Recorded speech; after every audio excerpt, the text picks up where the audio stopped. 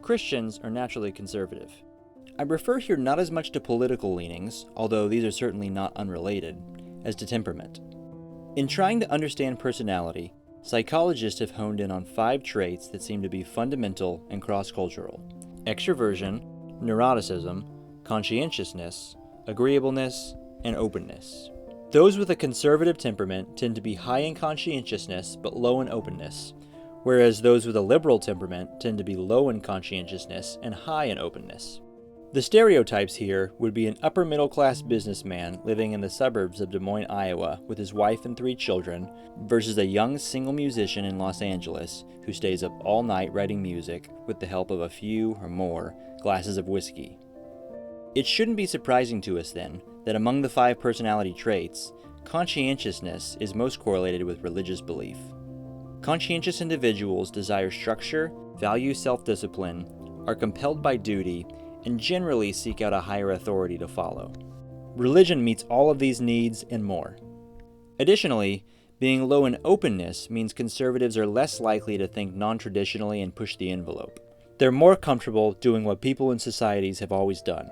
In fact, many conservatives would argue that we should do just that, rely on what people have done in the past. A little change here and there might prove valuable, but we alter the patterns of our ancestors at our own peril. When something new comes along that goes against what humanity has done for thousands of years, a conservative would be skeptical at best until there's very strong evidence that compels him to change. All of this is a very long-winded way of saying something simple. Conservatives want to conserve. I note here that the correlation between conservatism and religion is just that, a correlation. It says nothing as to the truth value of either conservatism or any particular religion. I score high in conscientiousness. Although I also score high in openness, and thus somewhat break the psychological stereotype, I am what most people would call a conservative. I grew up in a politically and socially conservative house in the southern United States, and I currently attend a Baptist church. I think people should work hard, live virtuously, and be patriotic. I believe the past serves as a very good, yet imperfect guide on how we should live moving forward, and I'm skeptical whenever modern ideas or ideologies arise that advocate living in a way that runs counter to how humans have always lived. Therefore, the more deeply I study history, the more I find myself growing skeptical of the temperance movement because of both my Christian beliefs and conservative leanings. Firstly, from a Christian point of view, Christ commands us to drink wine in remembrance of him. Why would this be if alcohol is something from which we need to abstain? Secondly, I'm skeptical from a conservative point of view. As far as we can tell, humans have simply always drunk alcohol. As far back as archaeologists and historians look, evidence of alcohol manufacture and consumption can be found. In a cave in present-day Israel, archaeologists have found traces of alcohol dating back 13,000 years in stone mortars in what appears to be a burial cave. Scientists have also found traces of a mixed fermented beverage of rice, honey, and fruit in northern China dating back to 7000 BC. Traces of alcohol have been found in Georgia dating back to 6000 BC, Egypt as far back as 3150 BC, and Mexico as far back as 2000 BC. The evidence from Israel is particularly of interest because it has led many historians to embrace what has been labeled the beer before bread hypothesis. The standard story of food production says that between 10 to 12,000 years ago, early humans started to experiment by burying seeds of their favorite grains in the ground. Eventually, they noticed that the places they buried the seeds would produce an easy source of food, and thus shifted to rely on agriculture rather than the traditional hunting and gathering. This practice developed independently in different pockets of the world, and once it did, the incredible competitive advantage that it offered humans caused it to spread rapidly throughout the rest of the world. This was one of the most significant developments in human history. It shifted humans away from the much less dependable practice of hunting and gathering for food, and allowed us to remain in one place for long periods of time with a stable, although monotonous, source of energy. Proponents of the beer before bread hypothesis point out a few holes in the standard story, however. As we've seen, the oldest evidence for humanity's production of alcohol comes thousands of years before the agricultural revolution. Additionally, they've noticed that the grains selected and tools created at many of our first archaeological sites are more suited for beer than bread. As a result, they suggest the agricultural revolution wasn't inspired by humanity's desire for bread, but because of our desire for beer. If the beer before bread hypothesis is true, then alcohol consumption isn't just a part of civilization. In a very real sense, it created civilization. As an interesting connection, many ancient myths and religions seem to hint at something similar, such as the Epic of Gilgamesh, which describes the wild man Enkidu being domesticated by beer, or the ancient Norse religion, which ascribes alcohol not to a minor god, but the chief god himself. Regardless of whether one finds the beer before bread hypothesis convincing, what is clear is that as far back as we can look, we find evidence of alcohol consumption. Humans have been drinking for a very, very long time. Still, historical sentiments on alcohol haven't always been positive. Ancient Egyptian texts warned citizens of the dangers of taverns and drinking alcohol in excess. In the early chapters of Genesis, Noah exits the ark, gets drunk on wine, and ends up cursing a third of his descendants. The Greek god Dionysus is the god of both wine and chaos. In the past few hundred years, however, and particularly in the last few decades, there's been growing support for the temperance movement from many Christian and secular voices alike. The temperance movement in the United States began around 1820 and was fueled by a revival in Christian belief. Supporters argued that alcohol was bad for the health of society, and the movement culminated in the passage of the 18th Amendment 100 years later that banned the manufacture, sale, and transportation of alcohol. Likewise, there were also successful prohibition movements in Canada, Finland, and Norway. While each of these countries eventually relented and overturned their religiously motivated alcohol prohibitions, the echoes of this temperance movement can still be heard within American religious culture. Significant portions of Christian groups in America advocate for abstention, such as Baptists, Methodists, and Pentecostals, with prominent Christian leaders also advocating for a life of abstention, such as Billy Graham, Albert Mohler, and John MacArthur. The last several years have seen another rise in the temperance movement for a less religious reason. Rather than arguing for abstentionism based on the belief that alcohol is bad for cultural health, modern critics argue that it's bad for personal health. Over the last few decades, scientific research on alcohol has been far from conclusive, and governing bodies likewise have oscillated in their recommendations as to whether or not alcohol can be part of a healthy diet. The conversation changed in 2018, however, when The Lancet published a comprehensive study on alcohol, surveying 195 locations from 1990 to 2016. They concluded that alcohol accounts for 10% of global deaths among populations aged 15 to 49 years. Given the immense physical toll that alcohol has on worldwide population, they infamously concluded, "Our results show that the safest level of drinking is none." Likewise, many of today's most prominent health scientists also warn against drinking alcohol, such as Stanford University's Andrew Huberman, Harvard University's David Sinclair, and the University of California, Berkeley's Matthew Walker. So how does alcohol harm both society and individuals? In relation to societal health, proponents of abstention point out that alcohol fuels violence. A 2011 study found that 57% of homicides in the United States involve alcohol. Others found up to 54% of domestic disputes involve alcohol, and physical violence is twice as likely when alcohol is present. Police records indicate that up to 72% of sexual assault involves alcohol. In addition to violent crime, proponents point out that alcohol fuels many accidental tragedies. On average, nearly 11,000 people die each year from alcohol-related traffic deaths in the United States, about 31% of all traffic-related deaths.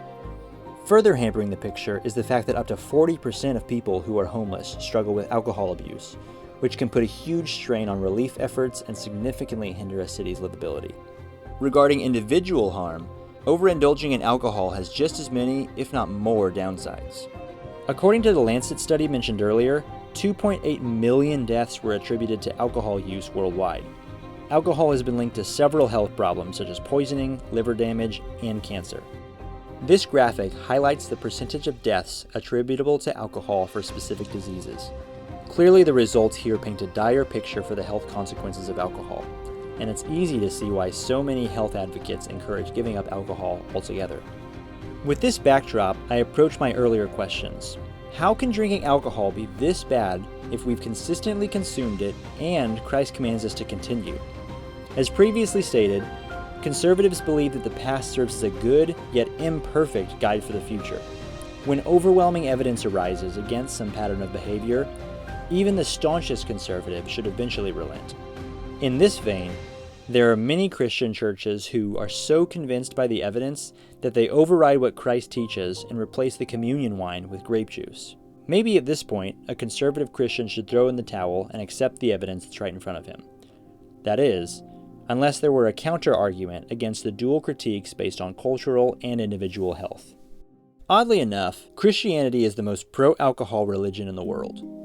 This statement surprises many, but a quick survey of the other major religions makes it exceedingly clear. The central tenet of Buddhism is a rejection of pleasure in the name of eliminating pain. Consequently, Buddhists typically abstain from alcohol. Taoism's ethical system is much aligned with Buddhism's, and thus also forbids intoxicants. Hinduism's most authoritative texts state that one becomes sinful if he or she consumes alcohol, and weak minds are attracted towards meat, alcohol, sensuality, and womanizing. Jainism, the Baha'i Faith, Sikhism, and Mormonism all explicitly forbid alcohol consumption. Contrary to popular belief, there is some debate within Islam as to whether alcohol consumption is allowable, but as you can see from this graphic, Muslim-majority countries across the globe consume very little alcohol. Of the world's other major religions, only Confucianism and Judaism seem to exhibit accepting attitudes towards alcohol.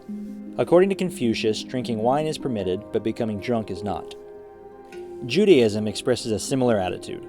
Wine has been used in religious ceremonies for millennia, and the Hebrew scriptures offer both praise and warning. Conversely, the Christian scriptures don't simply permit alcohol. While they certainly prohibit drunkenness, they explicitly, and seemingly unnecessarily, command us to drink.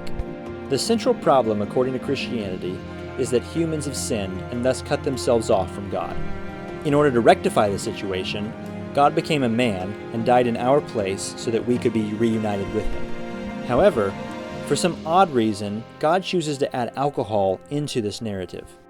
Christ instituted the Lord's Supper, and thereby wine, as inexplicably linked to his salvation narrative. Why would he do this? Surely God knows that alcohol is bad for us, right? Surely he could have just as easily chosen water or grape juice. Doesn't he know that alcohol just fuels violence, accidents, and premature death? Why would he unnecessarily pull something toxic into his perfect salvation narrative? This doesn't make any sense. Further still, this is not the first time we see God incarnate specifically encourage alcohol. The first miracle that Jesus performs is turning water into wine at a wedding. Surely there was at least one person there who had had a little too much, right?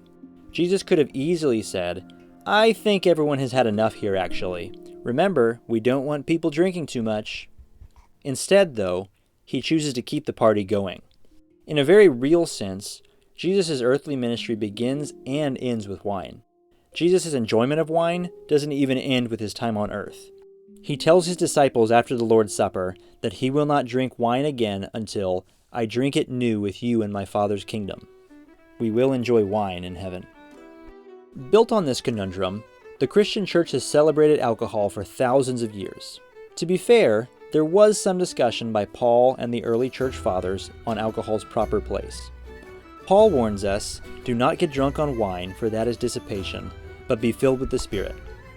Likewise, Clement of Rome condemns drunkenness, and Tertullian encourages clergy to remain sober while performing their ecclesial duty. Clement of Alexandria seems to be the loudest abstentionist in the early church, recommending people flee as far as possible from wine. However, a very small minority of early Christians agreed with him. As the centuries went on, Christian culture around alcohol only grew, so much so that the medieval monks became as much renowned for their alcohol production as their religious duties. We can still see vestiges of this history today. The world's oldest operational brewery was founded by monks in 1040 AD. The Protestant Reformation didn't change attitudes towards alcohol either. John Calvin was apparently very fond of drinking wine. Martin Luther even famously quipped, "Whoever drinks beer, he is quick to sleep. Whoever sleeps long does not sin. Whoever does not sin enters heaven. Thus, let us drink beer." The Reformers in the Catholic Church even had arguments over who had the right to beer production. The Catholic Church had claimed a monopoly, so to further their protests, the Reformers intentionally added an ingredient to their beer that the Catholic Church had forbidden: hops. Hops have become near universal in beer production today. So the consumption of alcohol seems to be both consistent with a conservative stance and intimately steeped in Christianity, both theologically and culturally. But what of our two earlier critiques, that alcohol harms both society and individuals? As already discussed, alcohol does seem to fuel some particularly negative aspects of society. But is this the full picture? To prudently assess whether alcohol has a place in society today, we can't focus solely on one side of the issue. Many disastrous policies have been decided that way in the past. We need to weigh the pros and not just the cons. So what are the pros of alcohol? I want to approach that question two ways, secularly and theologically. From the secular side of things, we can answer that question in a roundabout way by asking another question. Evolutionarily, why do we like to drink in the first place? Why has the consumption of alcohol essentially been universal across all societies throughout history? If alcohol really is such a problem for individual and cultural health, we would expect societies that drink to be at a massive disadvantage compared to societies that don't prefer to drink. Much like the spread of agriculture, we would expect those who disliked alcohol to pass on their genes and culture much more successfully, and thus eventually rid the world of the propensity to drink. However, this hasn't been the case, not by a long shot. The most reasonable hypothesis here seems to be that there is something else on the scale that outweighs the negative consequences of alcohol. Sleep has a similar dynamic. From a survival standpoint, spending 8 hours a day completely unconscious and defenseless is a terrible idea. We would expect an organism that requires sleep to be at a huge disadvantage. However, sleep is near universal in the animal kingdom. This is because sleep is so advantageous that its benefits are able to overcome its huge disadvantages. In this regard, alcohol seems to be analogous. In the past several years, psychologists and sociologists have begun to tease out the benefits of alcohol. A major reason why alcohol has been so important in religious ceremonies, wedding banquets, business meetings, networking events, sporting events, holiday parties, warfare, need I go on, is because it promotes community. Clinical psychologists have noted that moderate alcohol consumption leads to a reduction in stress and elevated mood. Current anthropological theories on alcohol focus on its ability to enhance social solidarity. A 2012 study comparing group bonding with and without alcohol concluded that alcohol enhanced individual and group level behaviors associated with positive effect, reduced individual level behaviors associated with negative effect, and elevated self-reported bonding. Later analysis found that it made smiling more contagious. Additionally, anthropologist Robin Dunbar has found that people who frequent pubs in Britain have more friends on whom they can depend for emotional and other support, and feel more engaged with and trusting of their local community. Those who never drank did consistently worse on all these criteria. On a more whimsical note, moderate alcohol consumption seems to make others more attractive to you, as well as make you more attractive to others. These benefits of community are especially needed today, as men in our society are currently experiencing a crisis of loneliness. Before I move on, I want to anticipate a common response. I don't need alcohol to have good community. This is a very strange thing to say. Imagine replying to someone who just invited you to a sporting event by saying, "No thanks, I don't need to rely on a basketball game in order to have a good friendship with you." The claim here is not that alcohol is required for good community, only that it helps better community. Another major benefit of alcohol consumption is that it fuels culture. In human brain development, the area at the very front of the brain, the prefrontal cortex, is the last area to fully develop.